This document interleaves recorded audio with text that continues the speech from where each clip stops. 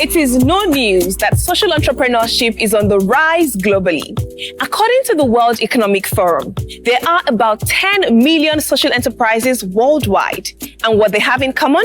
Purpose and profit. Approximately 70% of Nigeria's population is between 15 and 35 years old, and many young innovators are turning to social entrepreneurship to address pressing issues. On that note, I'm delighted to welcome you to Season 2 of Fund It Forward. I'm your host, Mojibade Shosoya. We searched the entire country to find these 12 change agents ready to take on critical social issues while facing challenges that will test their ideas, resolve, and drive for impact. The stakes remain high. A 30 million naira grant is on the line. The journey will be intense over the next few weeks as our change agents battle to have their ideas funded forward. The first group of change agents are innovators who are tackling some of our most vital sectors, healthcare and education. From telemedicine to edtech, they are committed to improving access and quality for everyone.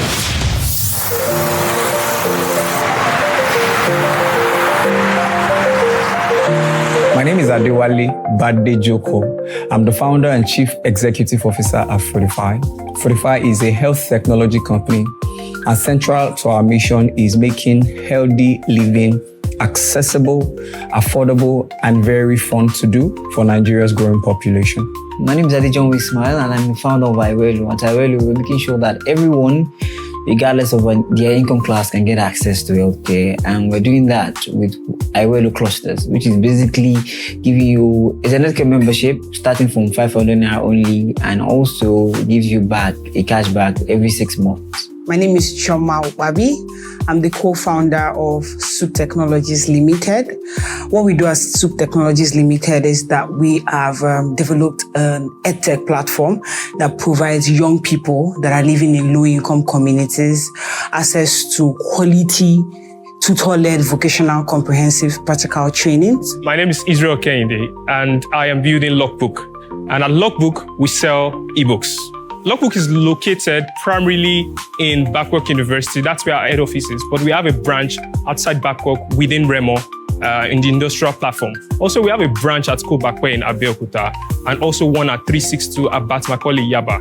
The whole story of Iwelu started with my mom, basically, when she had appendicitis, and we didn't know she had appendicitis. This was in 2008. So we didn't have the money for that surgery.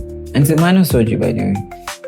We were using the normal local chemist. We used it for like 3 weeks. We had to just manage to visit the hospital, and the doctor said she had to carry out the surgery.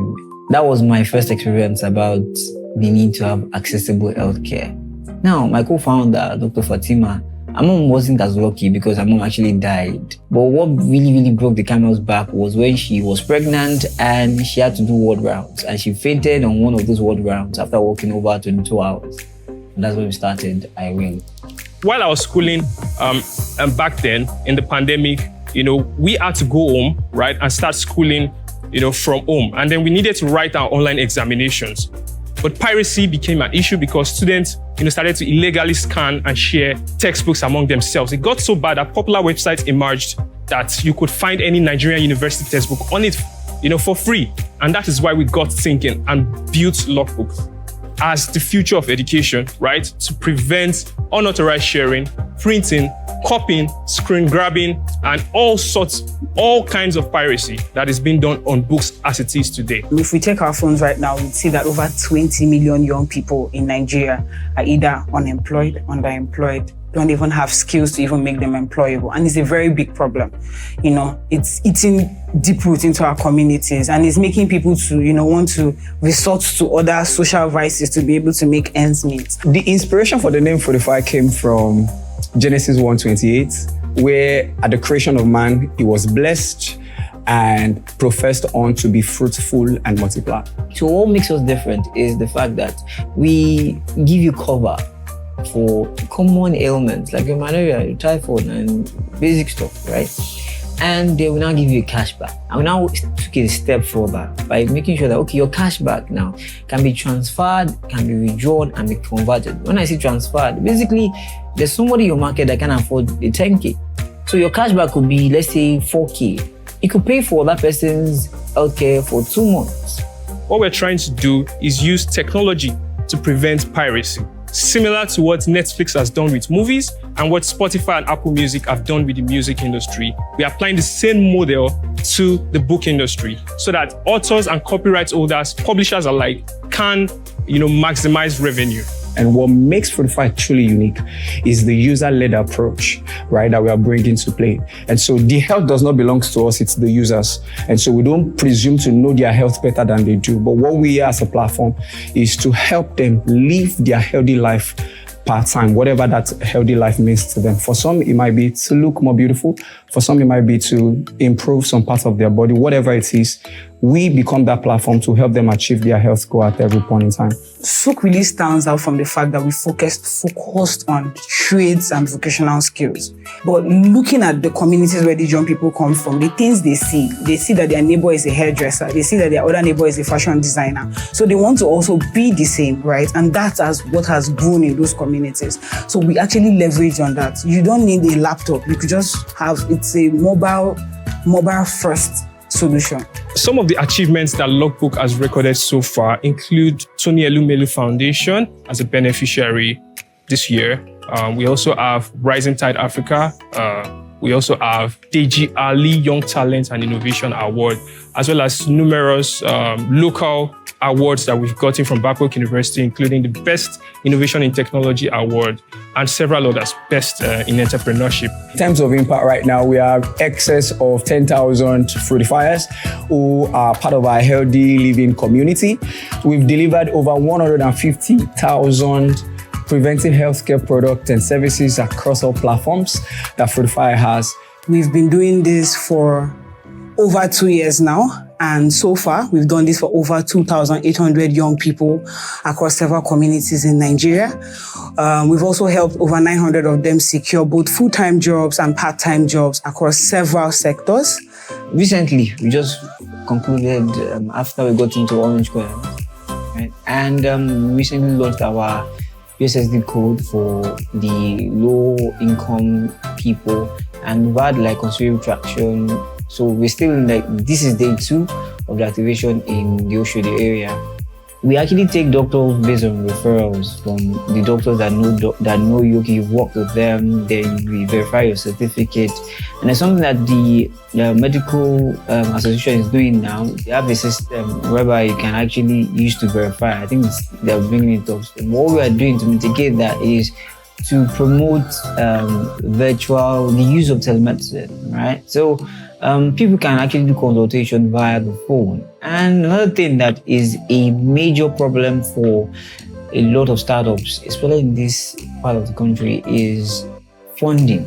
This is really peculiar for social enterprise because how much do you price impact, right? So what's the worth of a soul and the work that needs to be done to get one person to be impacted along this dimension? And so for such a cause, you need more funding. We are expanding rapidly to new markets and we're onboarding new institutions, and that requires more than 10 times our present capacity.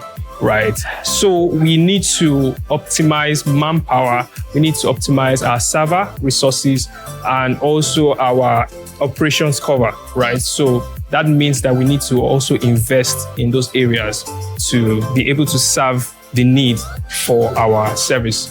I found out about Fund It Forward randomly on social media. I think it was Instagram. Right. And immediately I saw it, I just decided to turn in my application the same night. So my dad actually told me to apply the last one, season 1. So I said, okay, let me do it for him, basically. I saw it on a friend shared it in their group. And funny enough, I got in and I showed him, I was so happy. I just saw something about change makers. It just opened. I'm like, when was this? When did this open? And then I followed the Fund It Forward page. I saved a couple, turned off notifications, and I was waiting for the time the show would come up because I feel like this is an opportunity to show what we're doing and also let people know that, yes, hey, there's a company called Souk somewhere doing something great for Nigeria. So yeah. The Fund Forward seemed to marry some of my belief, which is that purpose and profit should not be mutually exclusive. Of course, it's a competition, right? And so you'd like to really just test some muscles out and then see how you fare amongst other persons, other businesses. I've done some bit of research even before applying. The caliber of people who are on the program, the visibility it gives to the business owners and the brand on the platform, and of course, Diego is very important here as well. So, the money could really help the cause that 45 is trying to push. And so why not apply? When we train more people, that means we are also helping a lot of families apart from the individuals that are learning. There's some people that they've learned a skill and they have about 10 people under them going to be well taken care of.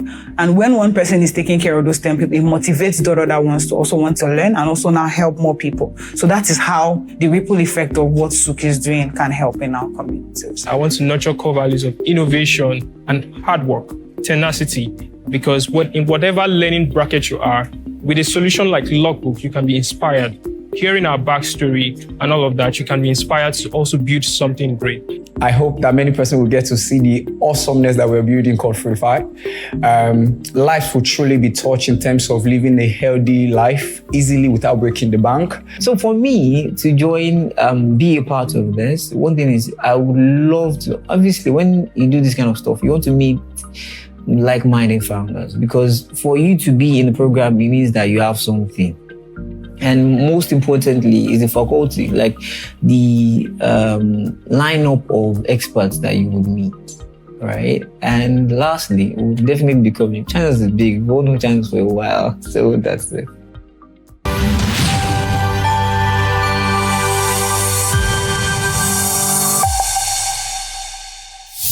This season, our change agents will have access to this vibrant hub. It's the heart of Funding Forward, the main workspace where collaborations, learning, and strategizing will take place. The next group of change agents are all about sustainability. From recycling to ecotech innovations, they are focused on building a cleaner and greener future. Hello everyone, my name is Monique Monde and I'm the co-founder of Solaristic Nigeria Limited. So at Solaristic, we're at the forefront of innovation and sustainability. We're tackling Nigerians' food waste and losses by recycling old and abandoned refrigerators and freezers into solar-powered refrigerators and freezers. Hello guys, my name is Amidu Mohammed. My friends call me Amidu Climate. I'm a sustainability expert and I'm the founder of Plastic Creative Solutions, makers of the revolutionary EcoFit footwear. My name is Bukola Bolajoko. I am a mechanical engineer.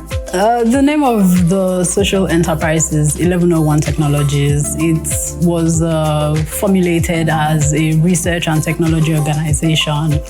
And what that does is we think about the social-economic or socio-economic conditions of the environment we are in. We think about innovative, cost-effective solutions for how to get, whatever interventions we come up with, how to get them to the people in a way that is market-driven. Hello everyone, my name is Deborah Oluwajohnson Adidoro and I'm the founder of DIA Collections. DIA Collection is actually an acronym which means daring, intentional, yielded and audacious. And DIA Collection is an indigenous eco-friendly fashion accessory brand that creates products, basically bags or fashion items that are highly functional, fashionable and sustainable. And then we love to say that our product is one that is going to serve the people and save the planet. The biggest thing that pushed me to start Plastic Creative Solutions is the fact that I grew up in a community where I was part of the problem. Because while growing up in my early days around 2010, we wake up to the stark reality of tires being burnt, causing breathing-related diseases for us. And myself, though I was fortunate to have footwears to wear to school, but some of my friends didn't have those footwears to wear to school. They went to school barefooted, and I felt like, okay, there are two problems here. Young people, children are unable to get footwears to wear to school, and a lot of tires, dumping into the environment, which are being burnt. So I felt like there is an intersection where these two problems can meet. We can use these tires that are just littering the environment to create footwear that will last generations. I worked as an intern. I think I was in my third year of school. I worked in a mechanic a car mechanic workshop. Wasn't glamorous. On my first day, they told me to change oil. And I don't know how to put it. I went there. I was very happy to do it. Okay, no, it wasn't the first. The first thing I did was jack a car to change a tire. I mean, I was an apprentice, so the apprentices get to do the dirty work. So they told me, oh, go and change that oil. So I went there, I changed the oil. I got home, I felt like my hand was burning. What was going on? Then I remember that I changed oil. So it was that oil that burnt my hand, that for days I just kept using petroleum jelly. But what I'm trying to bring out of this experience is I saw what a catalytic converter looks like. It's, incorporated with the exhaust of a car. And the birth of the catalytic converter came at the time when people were concerned with the noxious gases that came with combustion, both complete and incomplete, and how transportation, the use of transportation affects air quality, both smog and just the levels of other volatile compounds, things like that. So by the time I started to think about Libran, it was very easy. It's like, oh yeah, there's that. So there we are. I'm passionate about solving problems. So, growing up, I used to sell fishes for my mom in local markets in Rivers State. And I realized that we made a lot of losses and there were a lot of wastages. The fish were losing revenue as a result of poor cold storage systems, So and she wasn't even only the one encountering that. Every other person, the traders, the farmers, they were also having the same problem. So that's the reason why I collaborated with my team members and we're able to come up with what we do. What motivated me? I think it's a word that I would say that love as an operating factor. And I think I had that from DDK when she says that, there is nothing you can do. It must always stem out of the place of love. And recently I shared a story as to everything I think I've created in my life or had done started from the place of love, from my final year project as an undergrad, where I saw mortality rates of children at UCH. So I had to create, an infant warmer for premature children, and then to running free trainings in my community, just because you see people running off street, nothing to do, and you just feel like, oh, you could learn something. And then now finally to knowing how much lives, is being lost because of certain environmental problem, people not properly managing their waste. So I think for me, it's just a place of love as an operating factor. The biggest fun and support I've had is this community, Bariga, because whatever you are doing, especially as a social enterprise, it's basically fitted on 3 pillars. The planet comes first, the people, and the profit. The people have been very supportive in terms of whenever I say I need scrap tires, these guys are always on ground to help me look for the tires, even in the drainages, the landfills, they bring them to me. Whenever I'm working and there's power cottage, they're able to help me get an external power source to continue doing my work. Whenever the area boys want to disturb me, they're always on ground to say, hey, this guy is helping our community, so you don't need to disturb him. So the community itself has been my biggest fan. But when I started, I faced a lot of stigma. I trained as a biomedical engineer. I studied biomedical engineering from the University of Ilorin. And what I currently do now, bag making. I sometimes, tease myself that even if I'm not a biomedical engineer, I'm now a bag engineer, doing bag engineering. Our processes involves, first of all, we go out to scout for old and abandoned refrigerators and freezers, and we bring it into our factory. But then we still have a network of waste collectors who also earn secondary income by bringing this waste from their various fairs, wherever they see, they're bringing it to us. So once this waste come into our factory, we revamp them, we repipe, we rebrand, we change the compressors from AC to DC. We do a lot of work on it. Then it's set for use, and then we'll take it to our customers who demand for it. So we are open to farmers, to households. In fact, we're open to everyone. The project received some validation, most especially in this year, 2024. There was this women's program in France It was about championing women, especially in AI and AI-enabled technologies. And we didn't win in the African category, but we were top finalists, I think. I decided to give it a shot, and to my greatest surprise, I was so shocked the day I got the email from them. Like, I was accepted. I was like, wow. So I'm looking forward to getting to the show, and of course, getting to win the prize, and also everything. I'm just looking forward to the total package that comes with the Fund It Forward show. The Fund It Forward for me, it's a different storyline because last year, when the season 1 was launched, I pushed in my application, but as we will say it in the entrepreneurship space, I received a love letter, which is generally known as rejection email. So to me, that was not a failure. So this year again, I saw Fund It Forward, and when I first saw it, I smiled, and I did a quick throwback to the application I submitted before and how I'm going to refocus it, and I pushed in my application again, and on that blissful evening, I just got a call that, are you Hamidu Mohammed? Congratulations, you have been selected for the Fund It Forward, TV show, and that was like the biggest news for that week. When I received the news, I was very ecstatic about it because I looked on it and I felt like this is going to have a great impact on what we are doing, is what we need at that phase. So when I saw that, opportunity is finally meeting with our preparation, quote and unquote, it really made me excited. Some sort of dream come true. And I know the dream will be much more truer when we come back with the money. Glory.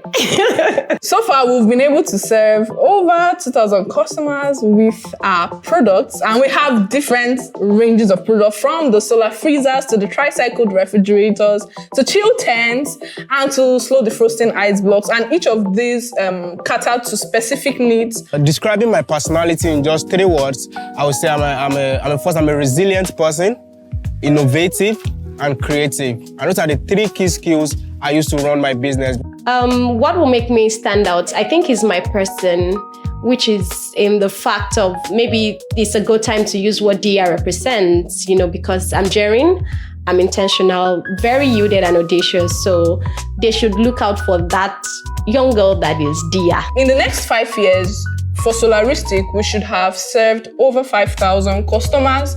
We should have reduced over 10,000 metric tons of food waste and losses. And we should have also empowered over at least 100 people.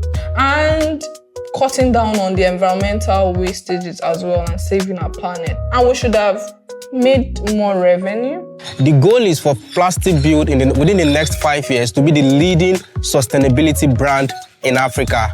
And in 10 years, we are working towards being the next unicorn, because that's our biggest goal. 5 years from now, we definitely hope to have attained TRL 9, which is demonstrating the technology in a commercial setting and having established markets.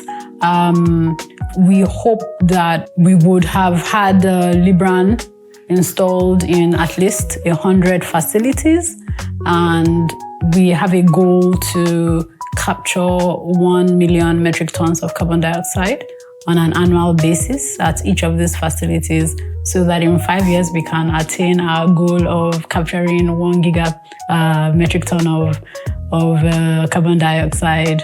So that's the picture we have 5 years from now for the Libran project. In the next 5 years, I see Dia Collection as a leading eco-conscious fashion brand that would have diverted several tons of plastic waste from the environment and then maximally use them in creating products that people are using. And then I see us having a manufacturing plant that has hundreds of workers who are gaining sustainable livelihood through the work that they do for us. And most importantly, being a sustainable manufacturing brand with little to zero carbon emission through renewable energy that we are going to be using. And then beyond the plastics too, I know that we are going to be coming up with forward-thinking inventions beyond plastic, using biodegradable material and regenerative materials in our production process.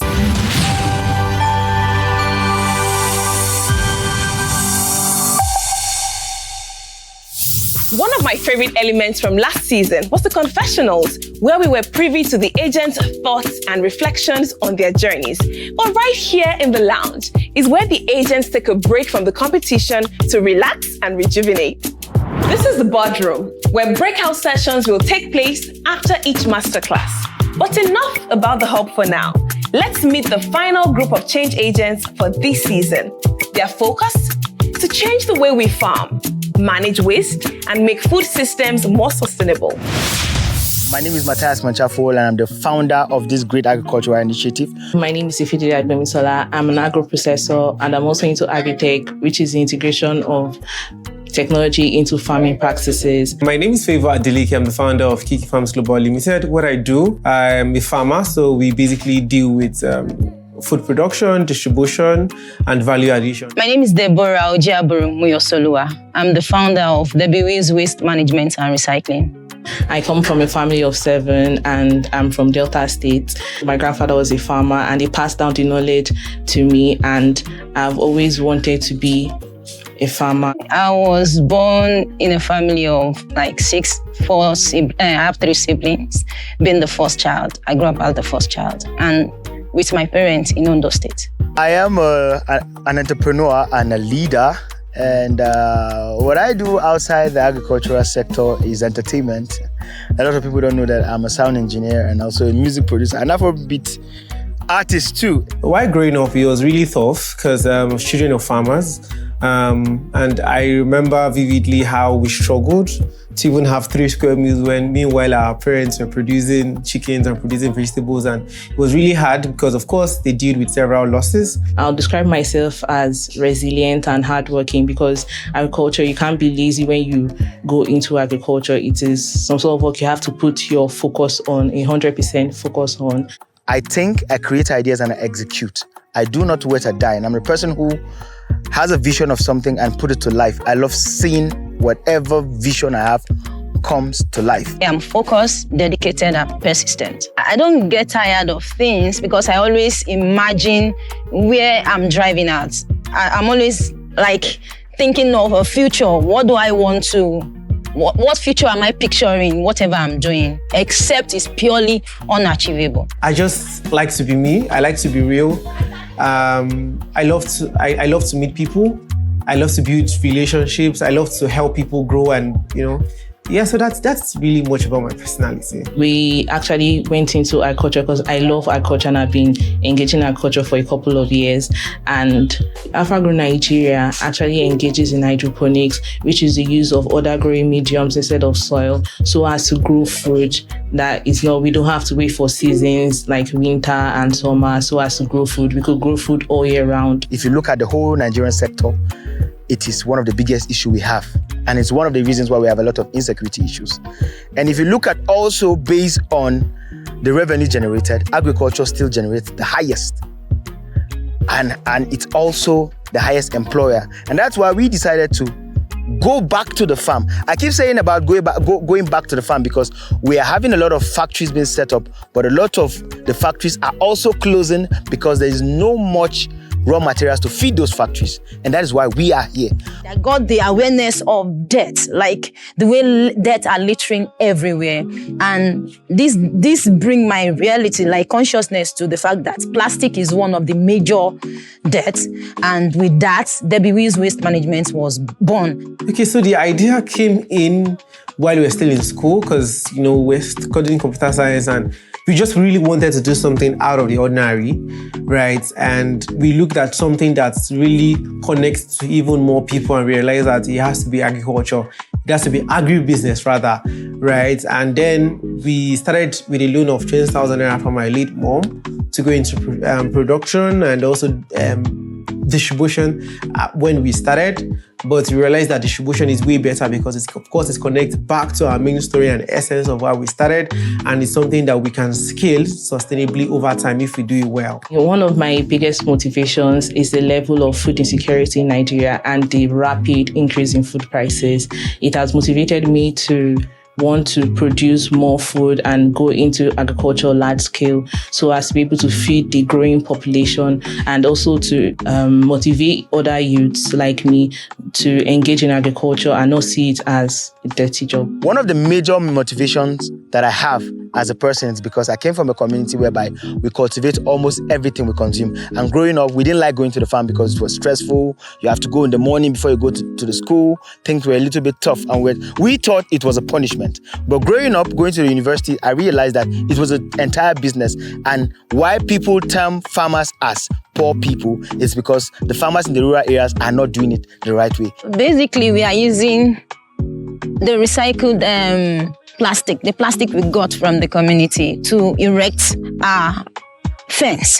So we are lowering our cost by using the plastic, fill it with sand, then a little bit of cement to erect the structure. What we do at Kiki Farms now, because we've had to pivot, we focus more on distribution, value addition, and a bit of production. For distribution, we have farmers that produce vegetables, varieties, over 30 varieties of vegetables, right? Same as fish products like tilapia, catfish, croaker, and the likes. We already have the market, so we use our cooling vans. Temperature is intact, no wastage.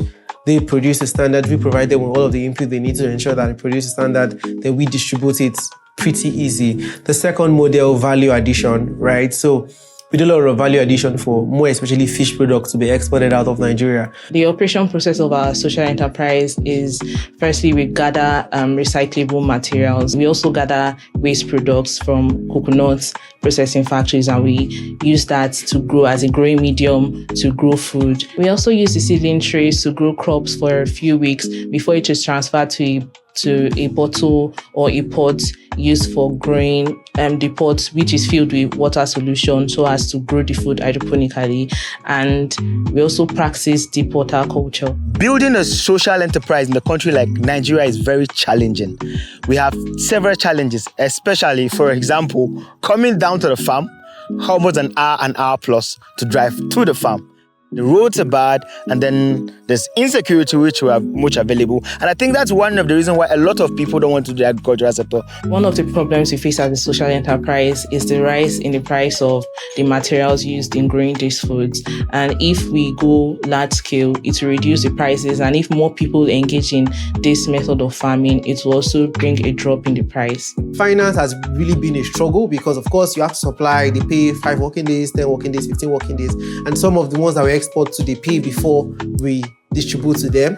So that has been one of a struggle. Again, it's having farmers always comply to standard, ensuring they're not trying to cut corners or do things differently, like not in line with how we operate or how we work. By 2015, Nigeria won't be able to feed the growing population, and this is where AlphaGrow Nigeria comes in. We solve the problem of food insecurity and train youths on how to engage in hydroponics and aquaponics and other form of soilless farming. Waste management to poverty alleviation, waste recycling to poverty alleviation, whereby once they bring in the plastic material, we convert it to food material for them. This has brought the consciousness to children and even mothers. The moment they size plastic, they are already keeping it aside because they know that there's a place to exchange it. And we've built this mentality in them that you can recycle. Some of them really want to learn what it is to recycle plastic. So children are already developing that interest in recycling. Fund It For will really help us achieve our goal, because one of the major things we want the world to know is that unless we have everybody put hands together and support the real farmers like myself, we're going to be having so much challenges, especially feeding our people as a nation. I heard about Fund It Forward on TV. I was watching channels one day and I heard it on TV, and my dad actually told me that, why don't you try this? Because he knows that I've been the kind of person that interested in the food security crisis and everything that has to do with hunger in Nigeria, and he knows my type of work. So he said, oh, why don't you go for this? And I said, oh, I'll just give it a try. I heard about Fund It Forward through a platform online. I was part of the platform, business actually. And what motivated me was the fact that what I do, there be waste management and recycling. Although my contribution is not that felt because of my constraint financially, but if I can go in and compete for Fund It Forward, and I'm privileged to be a winner, that amount will impact many, and the impact will be much. So I belong to an online community. I saw the post, someone like people should apply. So I looked at it, I saw Fund It Forward. I was very reluctant because I didn't really know what it entails. So I had to go on Instagram and really check. And I said, oh, something that has potential to help these young entrepreneurs, move forward with what they're doing. So I said, okay, let me try to apply. And I applied, and I don't know, the rest is history. I don't know how we got selected, but I'm really grateful for it. Thank you. Yeah, one of the key collaborators of our team is the procurement officer, because he helps in procuring quality seeds, which we use in planting and producing quality crops. Our key collaborators are mostly the host community, because most of the lands we are cultivating are leased. We lease those massive lands in the villages, so that one, it's a little bit cheaper for us. Also, the lands are mostly fertile. And then also, the farmers are able to take care of the farms like their own. For now, we are 3, me inclusive, and the person that is in charge of operation because of his wealth of experience. And the second person is into taxation, accounting. So she's the one that is in charge of the finance. We're a team of 10. Consists of me and my partner. I'm more focused on ensuring that, things are going well. You're having more people to export to, having more hotels, restaurants to do business with. We also have part-time staff. We have people that are into different other things for us. On the Fund It Forward show, I'm hoping to meet people, connect with people, and network with other people, and probably learn some things so as to improve myself. As a contestant of the Fund It Forward TV show, one of the major things I'm looking forward to is to meet the judges. I want to get knowledge. I want to understand the perspective they see the entire business sector and the country. And I want to see how serious, or should I say how the agricultural sector is to them, what it is to them. What I hope to achieve by participating in this show is to win the prize. To learn from others, to gain more knowledge actually, then win the prize. So publicity, very, very important for us. And again, it could even be the funding, which is very, very important. In the next 5 years, I see myself growing in my career and also building a productive team that would contribute to the positive change in the level of food security in Nigeria. As a social enterprise, one of the issues that we tend to create solution for is employment. Imagine what we will do in the next 5 years. We want to be the farm that has the biggest farmland in Nigeria. In the next 5 years, we're definitely going to become an household name and become a very strong voice to be reckoned with in the agribusiness industry in Nigeria and also outside Nigeria. In 5 years, 5 years is even too much. By the grace of God, we know that in 5 years, we'll have started the production of tiles. At least one of our products will be in the market.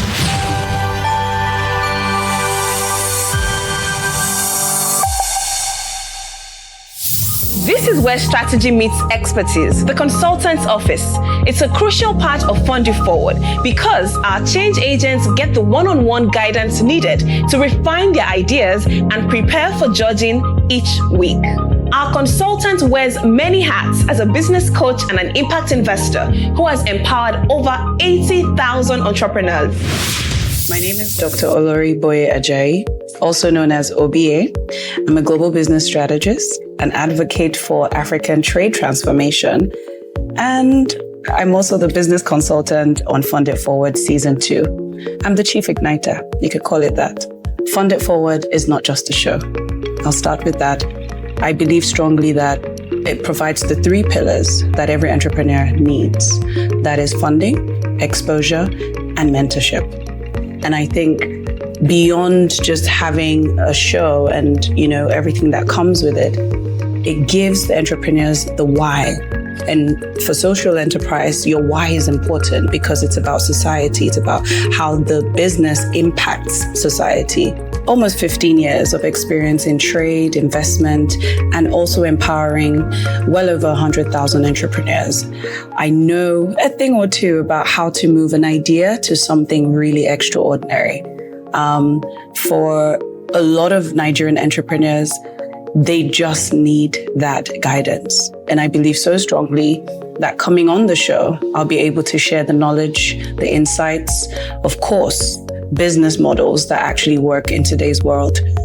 I'm really excited about this season because the different businesses that are being represented actually show Nigeria is ready to not just sit on the global stage and compete, but our entrepreneurs are actually ready to occupy their spaces. I expect that the entrepreneurs will be willing to learn and really uncover a different, a more upgraded version of themselves. It might even show some of them that they're in the wrong business or the wrong part of their value chain.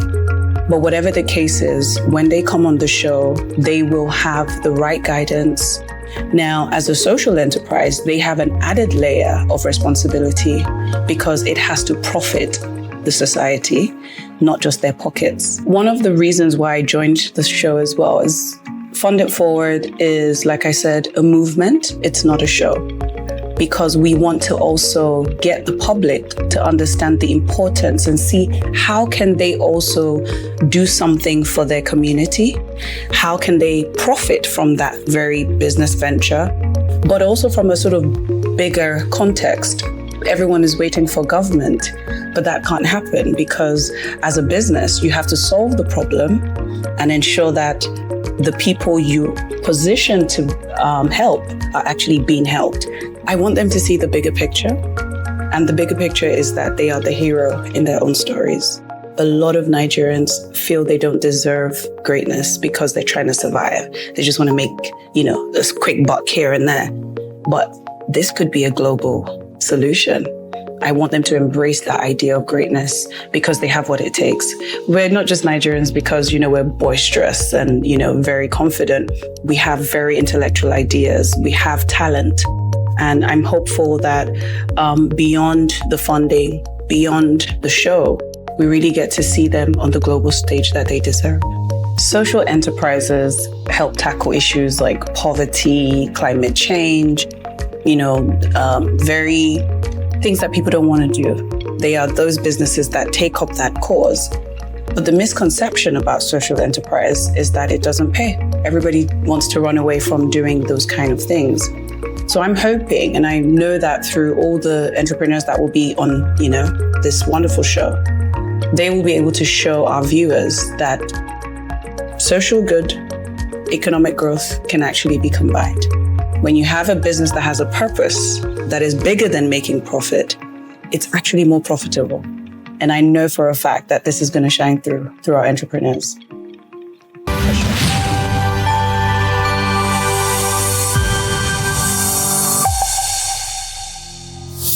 Welcome to the room where decisions are made, the judgment room. Here, our change agents face their biggest challenge each week as they present their ideas to the scrutiny of our panel of expert judges. Let's meet the judges, the visionaries who will scrutinize, give feedback, and ultimately decide the fate of our change agents on Fund It Forward.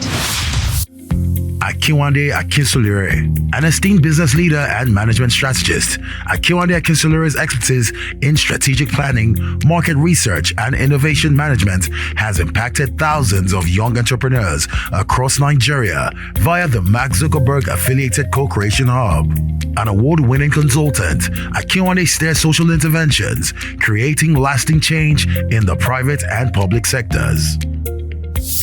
Diana Amabel Wakama. Diana Amabel Wakama is an international development expert and social change agent with over 15 years of experience. As the Director of Programs at Leap Africa, she oversees initiatives that promote leadership, gender equality, and digital transformation. with a proven track record across NGOs and governmental organizations. Amabel focuses on empowering vulnerable groups. She has consulted for programs nationally and internationally on projects funded by various donors, including USAID and the EU. Her advocacy work influences global discourse on sustainable development.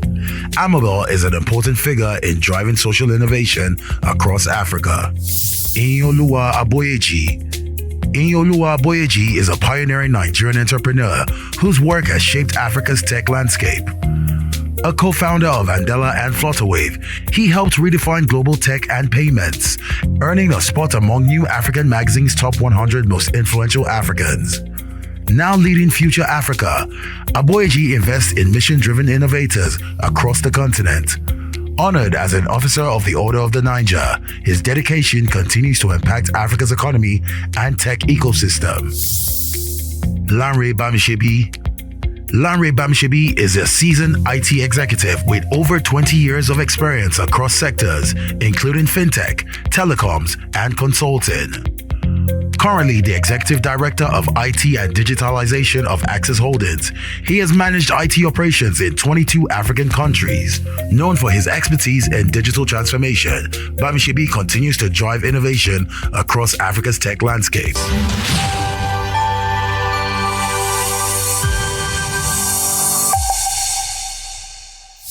What a dynamic group of change agents. This season of Fund It Forward will certainly be exciting. We'll see how they transform their visions into social enterprises worth funding.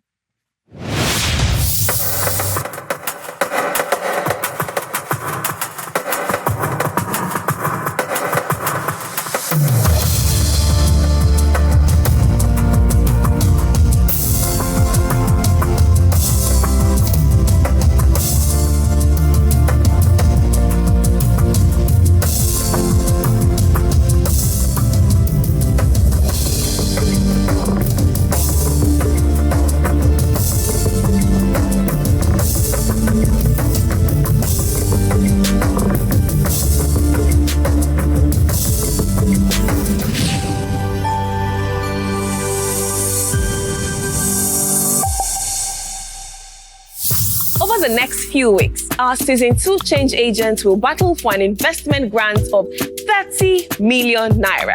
Which social enterprise will be funded forward? Join us next week as we begin this thrilling journey.